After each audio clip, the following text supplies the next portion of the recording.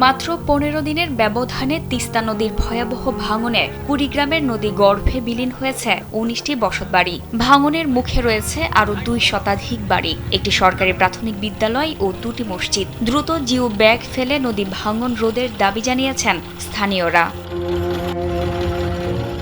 কুড়িগ্রামের রাজারহাট উপজেলার বিদ্যানন্দ ইউনিয়নের চর বিদ্যানন্দ ও চর তৈয়বখা এলাকায় তিস্তার তীব্র ভাঙনে প্রতিদিনই হারিয়ে যাচ্ছে বসতবাড়ি, আবাদি জমি ও গাছপালা।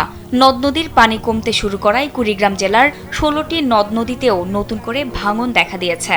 বর্তমানে জেলার প্রায় ৪০টি পয়েন্টে নদী ভাঙন অব্যাহত রয়েছে। ৩-৪ দিন এই বাড়িটা ভাঙছে, ভাঙার পরে আরো ১৫-২০টা বাড়ি আসিল, তাকে ভাঙিয়ে নিয়েছে।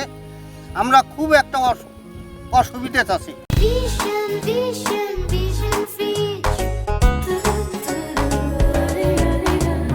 স্থানীয়দের আশঙ্কা, দ্রুত প্রতিরোধমূলক ব্যবস্থা না নিলে আরও বিস্তীর্ণ এলাকা নদীগর্ভে চলে যাবে। তাই ভাঙন কবলিত চরাঞ্চলে জরুরি ভিত্তিতে জিও ব্যাগ ফেলার দাবি জানিয়েছেন তারা।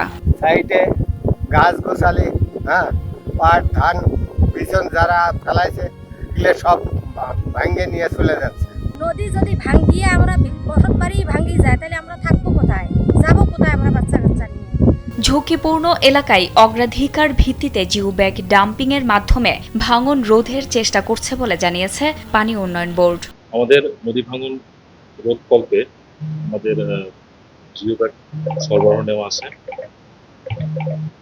আমরা যে সমস্ত জায়গায় নদী ভাঙন আমরা করবো, আমরা সাথে সাথে এই সমস্ত জায়গায় প্রায়োরিটি বেসিসে, যেখানে ঘরবাড়ি, গুরুত্বপূর্ণ স্থাপনা, মসজিদ মন্দির আছে, আমরা সেই সমস্ত জায়গায় জিও ব্যাগ ডাম্পিং এর মাধ্যমে নদী ভাঙন রোধের চেষ্টা করি।